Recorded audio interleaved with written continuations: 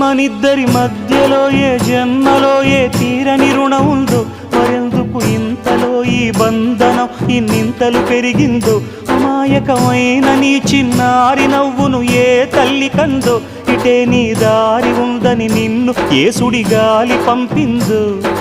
పాపం పుణ్యం దేవుడికెరుక, పేదకు దొరికిన బంగారు కణిక, పాలు వెన్నాలేవని అనక ప్రేమను తాగి పెరగవెసిలక.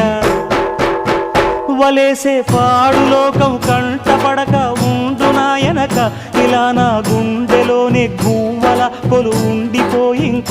ఇటే పోస్తే ఎమున్నైనా నిలేస్తానే, మరింక ఏ కీడు నీ వంక రాలేదు.